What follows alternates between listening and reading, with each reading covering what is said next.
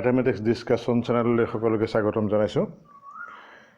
আমি আজি এটা নতুন পাঠৰ আলোচনা কৰিম। যেটো এই পাঠটো আলোচনা কৰাৰ আগত আমি প্ৰথম অধ্যায়ত পাই অহা কেইটামান কথা সোঁৱৰাব লাগিব। নাইবা আমি যেতিয়া প্ৰথম বিদ্যালয়লৈ গৈছিলোঁ তেতিয়া আমি গণিত বিষয়ত শিকিবলৈ যাওঁতে নিশ্চয় কিছুমান কথাৰ বিষয়ে আমি শিকিছিলোঁ। সেই কথাবিলাকনো আমি কি শিকিছিলোঁ তাৰ বিষয়ে প্ৰথম আলোচনা কৰি লওঁ আহা। আমি যেতিয়া প্ৰথম প্ৰাথমিক বিদ্যালয়ত গৈছিলোঁ তেতিয়া আমি কিছুমান সংখ্যাৰ বিষয়ে আমাক বিদ্যালয়ত শিকোৱা হৈছিল। সেই সংখ্যাবিলাক আৰম্ভ কৰিছিল 1 1 2 3 4 5 এনেকৈ সংখ্যাবিলাক আৰম্ভ কৰিছিল। তেতিয়া এই সংখ্যাবিলাকনো কি সংখ্যা আমি তেতিয়া হয়তো জনা নাছিলোঁ, কিন্তু পিছত আমি জানিলোঁ যে এই সংখ্যাবিলাক হ'ল স্বাভাৱিক সংখ্যা। এই সংখ্যাবিলাক আমি ক'ম স্বাভাৱিক সংখ্যা। এই বিষয়ে তোমালোকে যিহেতু প্ৰথম অধ্যায়ত পাইছা বা আগতেও তোমালোকে এই সংখ্যাবিলাকৰ বিষয়ে জানিছা। তাৰপিছতে আমি পালোঁ এই সংখ্যাবিলাকত যেতিয়া এই সংখ্যাবিলাকৰ আগত শূন্যটো লাগি আহে, অৰ্থাৎ 0 1 2 3 4 এনেকৈ যেতিয়া স্বাভাৱিক সংখ্যাবিলাকৰ আগত 0টো লাগি আহে তেতিয়া সেই সংখ্যাবিলাকক আমি বেলেগ এটা নাম দিছিলোঁ। সেই সংখ্যাবিলাকক নাম দিছিলোঁ আমি পূৰ্ণ সংখ্যা। তোমালোকে নিশ্চয় মনত আছে পূৰ্ণ সংখ্যা কাক বোলে। পূৰ্ণ মানে সম্পূৰ্ণ হৈ থকা, অৰ্থাৎ কোনো ভগ্নাংশ নাথাকিব। ই পূৰ্ণ, অৰ্থাৎ এটা বৃত্ত যেনেকৈ পূৰ্ণ হৈ থাকে তাৰ অংশ আমি যদি ভাগ কৰোঁ 4 অংশ, ইয়াৰ 1 নম্বৰ অংশ, 2 নম্বৰ অংশ, 3 নম্বৰ, 4 নম্বৰ, গতিকে 1 নম্বৰ অংশটো গোটেই বৃত্তটোৰ এটা অংশ, 2 নম্বৰটো গোটেই বৃত্তটোৰ এটা অংশ, 1 2 লগ লাগিলে বৃত্তটোৰ এটা অংশ। আমি সেই কথাটো কোৱা নাই, ইয়াত পূৰ্ণ সংখ্যা, অৰ্থাৎ পূৰ্ণ মানে সম্পূৰ্ণ। গতিকে এই পূৰ্ণ সংখ্যা আমি 0ৰ পৰা আৰম্ভ কৰিম।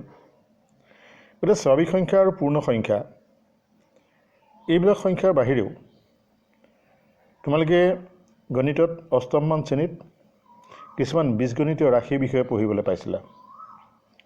বীজগণিতীয় ৰাশিবিলাকক কেনেকৈ লিখিছিলে আমি যদি চাওঁ, আমি যে স্বাভাৱিক সংখ্যাবিলাকক লিখিছোঁ আৰু পূৰ্ণ সংখ্যাবিলাকক লিখিছোঁ, স্বাভাৱিক সংখ্যাবিলাকৰ পদবিলাকক 1 2 3 4 5 6 7 8 ইত্যাদি কৰি যিবিলাক পদ আছে সেই পদবিলাকক আমি ধ্ৰুৱক পদ বুলি ক'ব পাৰোঁ। অৰ্থাৎ 1 2 3 4 এইবিলাকক আমি ধ্ৰুৱক পদ বুলি ক'ব পাৰোঁ। এইবিলাক আমি ধ্ৰুৱক পদ বুলি ক'ব পাৰোঁ। গতিকে বীজগণিতীয় ৰাশি লিখিবলৈ যাওঁতে এনেকৈ লিখিছিল, তোমালোকৰ নিশ্চয় মনত আছে যে ধ্ৰুৱক পদ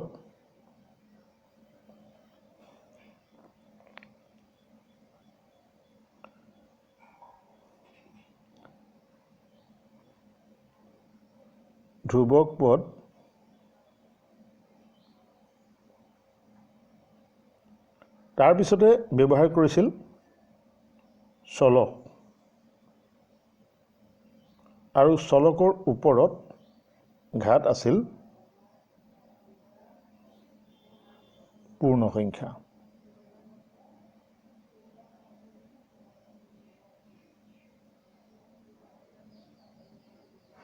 অৰ্থাৎ এনেকৈ কৈছিল, আমি এই 1 2 3 4 এই সংখ্যাবিলাকৰ সলনিও গণিতত সংখ্যাবিলাকৰ বাহিৰেও আমি কিছুমান আখৰ ব্যৱহাৰ কৰোঁ। উদাহৰণস্বৰূপে ধৰা A, B, C, X, Y এনেকৈ আমি বিভিন্ন ইংৰাজী আখৰ ব্যৱহাৰ কৰোঁ। এই আখৰবিলাকক কোৱা হয় চলক বুলি কোৱা হয়। আখৰবিলাকক আমি চলক বুলি কওঁ। গতিকে এটা ধ্ৰুৱক পদৰ লগত চলক থাকি চলকটোৰ ওপৰত যদি পূৰ্ণ সংখ্যা এনেকৈ এইটো কোৱা হয় ঘাত। যদি ওপৰত লিখা হয় তাক কোৱা হয় ঘাত বুলি কোৱা হয়। গতিকে পূৰ্ণ সংখ্যা যদি থাকে তেতিয়া এই ৰাশিটোক ধ্ৰুৱক চলকৰ ওপৰত পূৰ্ণ সংখ্যা ঘাত যদি থাকে তেতিয়া সেই ৰাশিটোক আমি ক'ম বহুপদ। বহুপদ বুলি ক'ব পাৰিম বা ইংৰাজীত কয় পলিনমিয়েলছ। গতিকে আমি আজিৰ পাঠত এই বহুপদৰ বিষয়ে আলোচনা কৰিম। গতিকে আজি আমাৰ পাঠৰ বিষয়বস্তু হ'ল বহুপদ। অৰ্থাৎ বহুপদনো কি, এই বহুপদনো কেনেকৈ আমি নিৰ্ণয় কৰিব পাৰোঁ বা বহুপদ কেনেকুৱা ধৰণৰ বহুপদ, কি ধৰণৰ বহুপদ থাকিব পাৰে, এই বহুপদৰ বিষয়ে আমি আলোচনা কৰিম। যিহেতু তোমালোকে দেখিছা বা অষ্টম শ্ৰেণীত পাই আহিছা বীজগণিতীয় ৰাশিবিলাকৰ বিষয়ে, যে বহুপদ আমি তাত বীজগণিতীয় ৰাশি যদি চাওঁ, এটা বীজগণিতীয় আমি ৰাশি লৈছোঁ 28x²। এই বহুপদ ৰাশিটোত আমি 3টোক, তেতিয়াহ'লে আমি যদি আগৰ উদাহৰণৰ পৰা চাওঁ 3টোক ক'ম আমি ধ্ৰুৱক পদ, 3টোক ধ্ৰুৱক পদ বুলি ক'ম। xটোক ক'ম আমি চলক, আৰু স্কোৱাৰ যিটোক তাক আমি ক'ম ঘাত। আমি তাক ঘাত বুলি ক'ব পাৰিম। গতিকে এটা বহুপদক এই তিনি প্ৰকাৰৰ দ্বাৰা এটা বহুপদ দেখুওৱা বা প্ৰদৰ্শন কৰা হয়। বহুপদৰ ক্ষেত্ৰত ঘাতটো বিশেষকৈ আমি মনোযোগ দিব লাগিব যে ঘাতটো সদায় হোল নাম্বাৰ বা পূৰ্ণ সংখ্যা হ'ব লাগিব। অৰ্থাৎ পূৰ্ণ সংখ্যা হ'লেহে সি এটা বহুপদ হ'ব। এতিয়া আমি যদি চাওঁ যে এই বহুপদৰ বিভিন্ন প্ৰকাৰ আমি যদি চাওঁ, আমি কেইটামান উদাহৰণ লওঁ। এটা উদাহৰণ ল'লোঁ 5x⁴ 28x² + 2, 7x³ + 5x² + 9, 5x⁴ + 28x³ + 2x + 11। আমি এই বহুপদবিলাক যদি লক্ষ্য কৰোঁ, 5x² এই বহুপদটোত আমি পদৰ সংখ্যা যদি চাওঁ, ইয়াত পদৰ সংখ্যা আছে এটা। গতিকে ইয়াক কোৱাব, যিহেতু 5x⁴ ইয়াত মাত্ৰ এটা পদ আছে, তাক আমি ক'ম এক পদ। 28x² + 2 ইয়াত আমি দেখিছোঁ 28x² আছে, প্লাছ আছে, 2 আছে, অৰ্থাৎ ইয়াত দুটা পদ আছে। গতিকে আমি ইয়াক নাম দিম ডি পদ। দুটা পদ থকাৰ কাৰণে তাক আমি ক'ম ডি পদ। তেতিয়া 1 নম্বৰটোত আমি ক'ম এক পদ, 2 নম্বৰটো ক'ম আমি ডি পদ, 3 নম্বৰটোক আমি কি ক'ব পাৰিম? তোমালোকে নিশ্চয় মন কৰিছা যে 3 নম্বৰত 3টা পদ আছে, গতিকে আমি তাক ক'ম ত্ৰিপদ। অৰ্থাৎ 3 মানে 3টা, ডি মানে 2টা, 3টা পদ আছে। এই 3টাতকৈ অধিক, আমি 4 নম্বৰটো দেখিলোঁ 3টাতকৈ অধিক পদ আছে। গতিকে আমি ইয়াক ক'ম, আমি ইয়াক বেলেগ নাম নিদিওঁ, ইয়াক নাম দিম বহুপদ। গতিকে আমি ইয়াক বহুপদ বুলি ক'ম। গতিকে একপদ যদিও বহুপদ আমি ক'ব পাৰোঁ, যে বহুপদটোক আমি বিভিন্ন ধৰণে নামাকৰণ কৰিব পাৰোঁ। একপদ, দ্বিপদ, ত্ৰিপদ, আৰু 3টাতকৈ বেছি পদ থাকিলে তাক আমি বহুপদ বুলি নামাকৰণ কৰিব পাৰিম। এতিয়া আমি প্ৰথম ৰাশিটোত প্ৰথম যিটো বহুপদ, যিটো এটা বহুপদক ইংৰাজীত কোৱা হয় পলিনমিয়েলছ। গতিকে এই বহুপদবিলাকক আমি এনেকৈ বুজাব পাৰিম, পলিনমিয়েলছৰ পি আখৰটো আমি ল'ম যে পি, ইয়াত যিহেতু চলক আছে এক্স, গতিকে ইয়াক আমি পি অফ এক্স অৰ্থাৎ পলিনমিয়েল অফ এক্স বুলি ক'ব পাৰিম।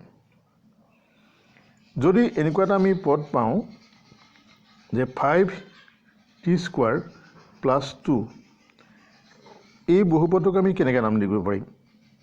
এই বহুপদটোক আমি নাম দিব পাৰিম পি অফ, যদি ইয়াত চলক আছে টি, গতিকে আমি লিখিব পাৰিম পি অফ টি অৰ্থাৎ পলিনমিয়েল অফ টি।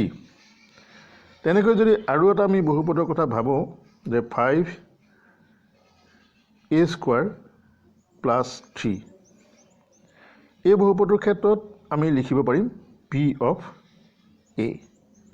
তোমালোকে নিশ্চয় ধৰিব পাৰিছা যে চলকটোৰ সলনি পি মানে পলিনমিয়েলছ অফ এ, অৰ্থাৎ চলকটোক আমি ব্ৰেকেটৰ ভিতৰত লিখিম, এনেকৈ আমি প্ৰকাশ কৰিম। গতিকে এটা বহুপদক আমি এইটো আধাৰত P of T, P of A বা পি অফ এক্স, এই হাৰত আমি প্ৰকাশ কৰিব পাৰিম। এতিয়া আমি প্ৰথম উদাহৰণটো যদি চাওঁ 5x⁴, ইয়াত আমি দেখিলোঁ চলকৰ উচ্চতম ঘাত, চলকৰ ঘাত, ইয়াত আমি চলকৰ ঘাত দেখিলোঁ 4। গতিকে এই বহুপদটোৰ ক্ষেত্ৰত যিটো চলকৰ ঘাত আছে, সেই চলকৰ ঘাতটোক আমি ক'ম মাত্ৰা, অৰ্থাৎ আমি 4টোক কি বুলি ক'ম? মাত্ৰা বুলি ক'ম। অৰ্থাৎ এই 4টোক আমি যদিও ঘাত বুলি কওঁ, তাক আমি মাত্ৰা বুলি ক'ব পাৰিম। গতিকে 1 নম্বৰ যিটো আমি বীজগণিতীয় ৰাশি পালোঁ বা বহুপদ পালোঁ, তাৰ মাত্ৰা হ'ব 4। 2 নম্বৰটোৰ ক্ষেত্ৰত আমি দেখিলোঁ তাত দুটা ৰাশি আছে, তাৰে মাত্ৰা কিমান হ'ব আমি যদি চাওঁ, তাৰ মাত্ৰা আমি দেখিলোঁ যে ইয়াৰ প্ৰথমটোত 28x² + 2, আমি তাক এনেকৈ প্ৰকাশ কৰিব পাৰিম চলকৰ ওপৰত থকা যিটো উচ্চতম ঘাত, তাক আমি মাত্ৰা বুলিব পাৰিম। গতিকে ইয়াত যিহেতু উদাহৰণ আছে 28x² + 2, আমি এনেকৈ লিখিব পাৰিম 28x² + 2 × x⁴0। x⁴0 মানে কিমান তোমালোকে নিশ্চয় অষ্টম শ্ৰেণীত পাইছা, x⁴0 মানে হ'ল 1। গতিকে আমি x⁴0 পাতিছোঁ, 2 × x⁴0 মানে 1 অৰ্থাৎ 2। এই ক্ষেত্ৰত আমি যদি চাওঁ, ইয়াৰ প্ৰথমটোত xৰ ঘাত হ'ল 2, দ্বিতীয়টোত xৰ ঘাত হ'ল 0। গতিকে এই বহুপদটোৰ মাত্ৰা হ'ব, ইয়াৰ এই বহুপদটোৰ মাত্ৰা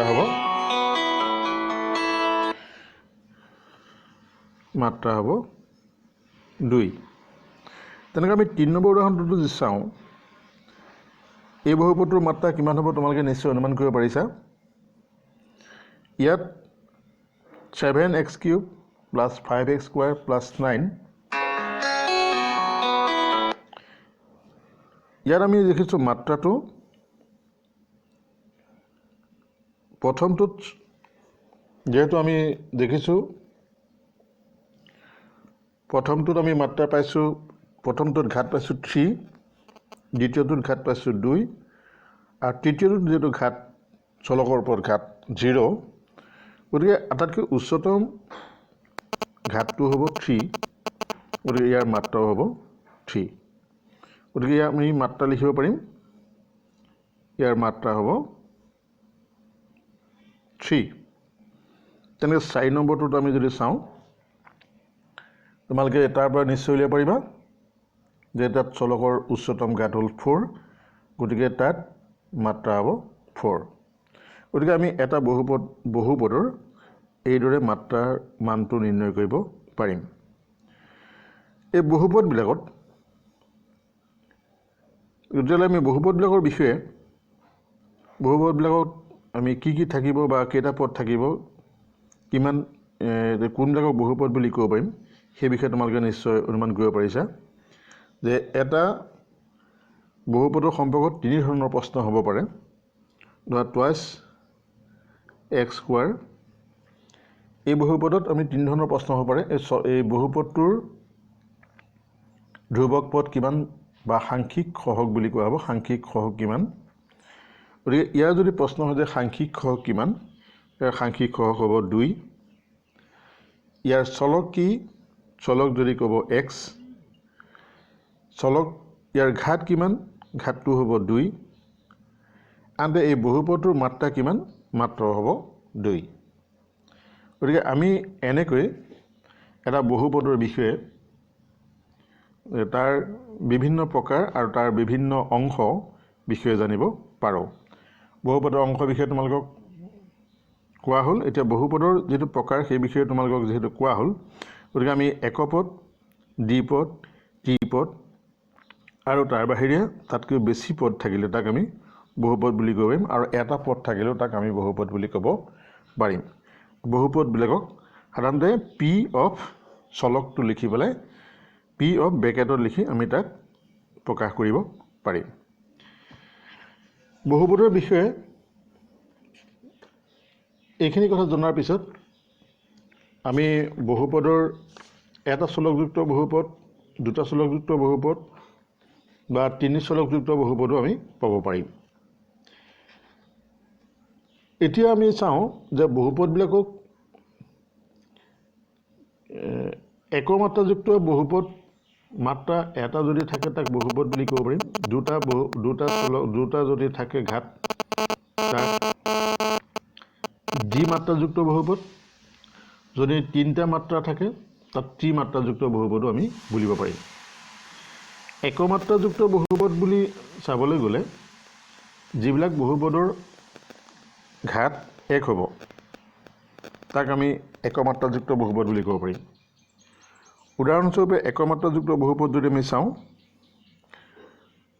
যে 2x প্লাছ 1 এইটো হ'ল একমাত্ৰাযুক্ত বহুপদ। ইয়াত যিহেতু মাত্ৰা 1 অৰ্থাৎ চলকৰ ওপৰত ঘাত হ'ল 1, তাক একমাত্ৰা বুলি কওঁ আমি, একমাত্ৰাযুক্ত বহুপদ। আনহাতে যদি চলকৰ ওপৰত ঘাত 2 থাকে, 2y² প্লাছ 3y প্লাছ 1, ইয়াত চলকৰ ওপৰত ঘাত দেখিছোঁ আমি 2, অৰ্থাৎ 2 দেখিছোঁ। গতিকে তাক আমি দ্বিমাত্ৰাযুক্ত বহুপদ বুলি ক'ব পাৰিম। দ্বিমাত্ৰা বহুপদ বুলি ক'ব পাৰিম। ইয়াক দ্বিমাত্ৰা বুলি ক'ব পাৰিম আমি বহুপদক। এই একমাত্ৰাযুক্ত বহুপদবিলাকক আমি আন এটা নাম দিব পাৰোঁ, ইহঁতক ৰৈখিক বহুপদ বুলি ক'ব পাৰিম। ইহঁতৰ নাম আমি ক'ব পাৰিম ৰৈখিক বহুপদ। একমাত্ৰাযুক্ত যিবিলাক বহুপদ সেইবিলাকক আমি ৰৈখিক বহুপদ বুলি ক'ব পাৰিম। কিয় ৰৈখিক বুলি ক'ব পাৰিম? কাৰণ ইহঁতক যদি আমি গ্ৰাফ বা লেখ কাগজত ইহঁতক প্ৰকাশ কৰিব পাৰোঁ, তেতিয়াহ'লে এডাল ৰেখাৰ আমি পাব পাৰিম। সেইবাবে ইহঁতক আমি ৰৈখিক বহুপদ বুলি ক'ব পাৰিম।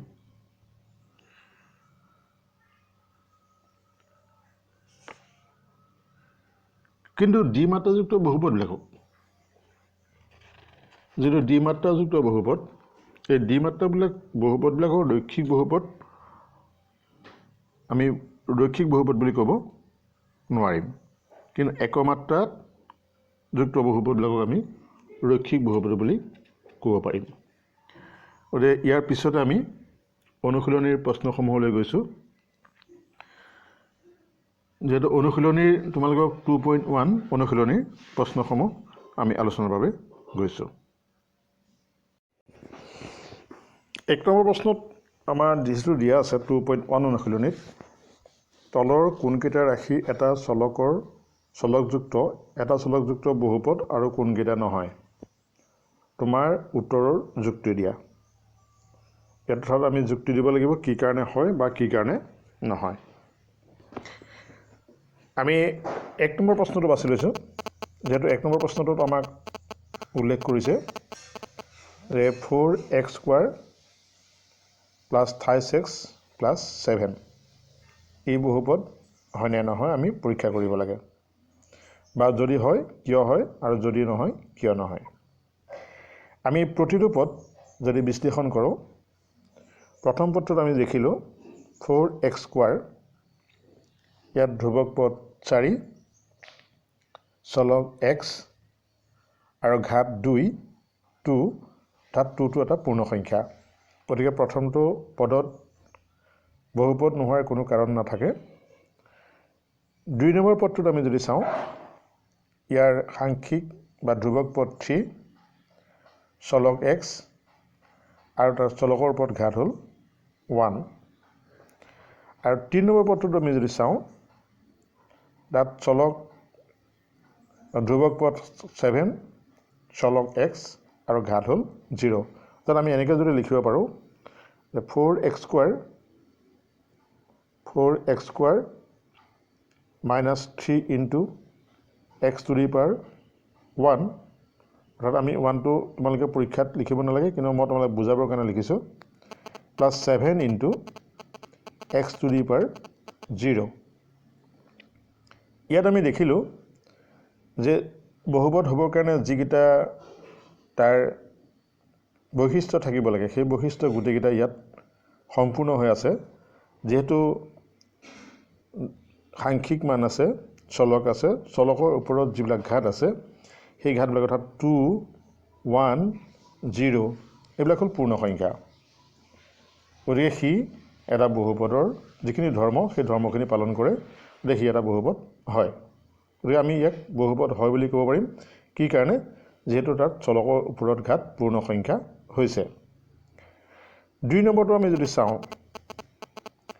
2 নম্বৰটো চালে দেখিম y² plus √2 এই বহুপদ হয়নে নহয় আমি পৰীক্ষা কৰিব লাগে যেহেতু ইয়াত y চলকৰ ঘাত হ'ল 2 তাৰপিছত √2 into x to the power 0 অৰ্থাৎ চলকৰ ঘাত 2 আৰু 0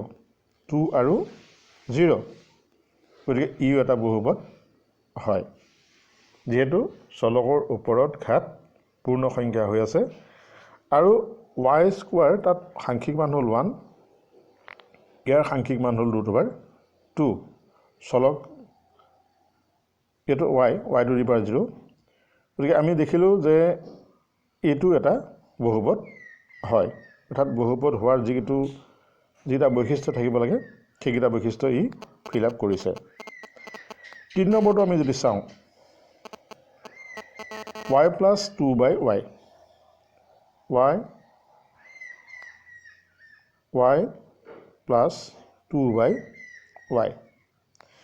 ইয়াক আমি যদি সূচকীয় ৰূপত লিখিবলৈ যাওঁ y plus 2 ভাগে থাকিলে 2 1/y মানে আমি লিখিব পাৰিম যেহেতু 1/y y ওপৰত পাৱাৰ 1 আছে y ওপৰত পাৱাৰ আছে 1 1/y তাত y ওপৰত পাৱাৰ আছে 1 যেহেতু ওপৰলৈ যাব সি এতিয়া আমি সূচকীয় ৰূপত লিখিব লাগিব তেতিয়া y to the power আমি -1 লিখিব লাগিব গতিকে আমি এই ৰাশিটোক লিখিব পাৰিম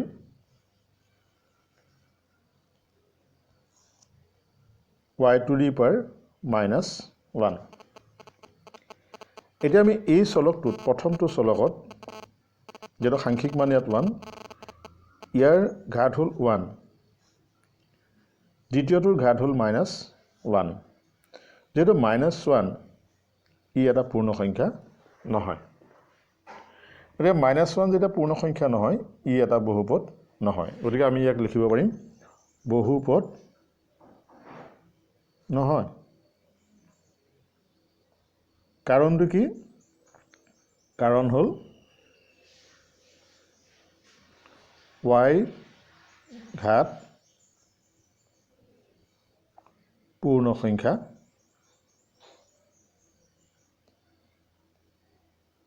নহয় আমি পূৰ্ণ সংখ্যা নহয়কৈ কেনেকৈ গম পালোঁ যে y ওপৰত -1 পাৱাৰ আছে -1 পাৱাৰটো হ'ল পূৰ্ণ সংখ্যা নহয় গতিকে সি বহুপদ নহয় গতিকে আমি ইয়াৰ উত্তৰ এনেদৰে দিব পাৰিম যিকেইটাটো হয় সেইকেইটা আমি লিখিব লাগিব যে সেইকেইটা আছে সেইকাৰণে আমি পূৰ্ণ সংখ্যা বুলি ক'ব পাৰিম 3 নম্বৰটোত আমি যদি চাওঁ 3 নম্বৰটোত আমি দেখিছোঁ যে প্ৰশ্নটো হ'ল 28√t + t√2 এতিয়া আমি পদকেইটা যদি চাওঁ 3√t ৰুট থকা যিকোনো ৰাশিৰ ঘাত হ'ব 1/t⁴1/2 যিকোনো ৰাশিৰ ওপৰত ধৰা √z তেতিয়া zৰ ওপৰত ঘাত হ'ব 1/2 তেনেকৈ 271 তাত √, থাকিলে তেতিয়া আমি লিখিব পাৰিম 271 অৰ্থাৎ √, থাকিলে আমি তাক লিখিব পাৰিম ঘাত হাফ এই কথাটো মনত ৰাখিব লাগিব যেহেতু √, থাকিলে আমি তাক ঘাত হাফ লিখিব পাৰিম যে আমি ইয়াৰ ক্ষেত্ৰত যদি চাওঁ 3√t গতিকে এই ক্ষেত্ৰত আমি লিখিব পাৰিম 3 × t⁴ হাফ প্লাছ t × √2 গতিকে আমি ইয়াত দেখিলোঁ টিৰ ঘাত ইয়াত যিহেতু টি চলক টিটো যিহেতু ইয়াত চলক টিৰ ঘাত আমি দেখিলোঁ হাফ আৰু ইয়াত টিৰ ঘাত দেখিলোঁ 1 যেহেতু টিৰ ঘাত পূৰ্ণ সংখ্যা নহয় হাফটো 2/1টো পূৰ্ণ সংখ্যা নহয় গতিকে ই এটা বহুপদ নহয় গতিকে ইয়াৰ উত্তৰটো হ'ব বহুপদ নহয় কাৰণ হ'ল টিৰ ঘাত হাফ পূৰ্ণ সংখ্যা নহয়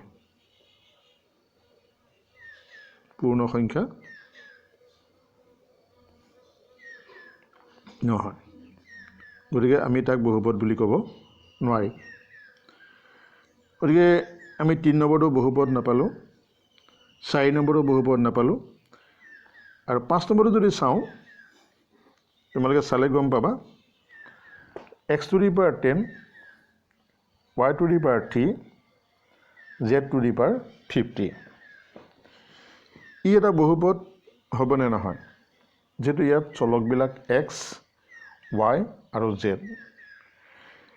আমি যদি চাওঁ চলকৰ ওপৰত ঘাত হ'ল 10 চলকৰ ওপৰত ঘাত হ'ল 3 চলকৰ ওপৰত ঘাত হ'ল 50 গতিকে এইবিলাক সংখ্যা যেহেতু পূৰ্ণ সংখ্যা হৈছে গতিকে ইহঁতক আমি বহুপদ বুলি ক'ব পাৰিম গতিকে আমি এনেকৈ এই প্ৰশ্নবিলাকৰ উত্তৰ দিব পাৰিম যে এতিয়াৰ পৰা আমি এটা কথা জানিলোঁ যে চলকৰ ওপৰত ঘাত যদি পূৰ্ণ সংখ্যা হয় তেতিয়াহ'লে তাক আমি বহুপদ বুলি ক'ব পাৰিম তোমালোকে মন কৰিছা যে 2 নম্বৰটোত বহুপদ মই হয় বুলি ক'লোঁ কিন্তু মনত খোকোজা আছে নেকি যে ই এটা বহুপদ নহয় কাৰণ ৰুটটোৰ ওপৰত ঘাত আছে ইয়াত আমি যদি চাওঁ y² + 2^2 গতিকে ইয়াত চলকৰ ওপৰত ঘাতটো আচলতে পূৰ্ণ সংখ্যা আছে কাৰণ 2^2 y⁻0 গতিকে ইয়াত আমি দেখিলোঁ যে চলকৰ ওপৰত ঘাত 2 আৰু 0 সাংখ্যিক মানৰ ওপৰত যিয়ে ঘাত নাথাকক লাগিয়ক 1/2 থাকক বা 1/3 থাকক বা যিয়ে নাথাকক এইটো হ'ল সাংখ্যিক ধ্ৰুৱক পদ 2টো হ'ল ধ্ৰুৱক পদ গতিকে 2ৰ ওপৰত সেই সাংখ্যিক মানৰ ওপৰত যিয়ে ঘাত নাথাকক সি বহুপদ হোৱা নোহোৱাৰ ওপৰত নিৰ্ভৰ নকৰে সি নিৰ্ভৰ কৰিব চলকৰ ওপৰত ঘাতৰ ওপৰত চলকৰ ঘাত যদি পূৰ্ণ সংখ্যা ঘাত হয় তেতিয়াহে সি বহুপদ হ'ব বা যদি পূৰ্ণ সংখ্যা ঘাত নহয় তেতিয়াহ'লে সি বহুপদ নহ'ব গতিকে আজিৰ পাঠ ইমানটা সামৰিছোঁ ইয়াৰ পিছৰ পাছত আমি বিশ্বৰ অনুশীলনীসমূহ প্ৰশ্নসমূহ আলোচনা কৰিম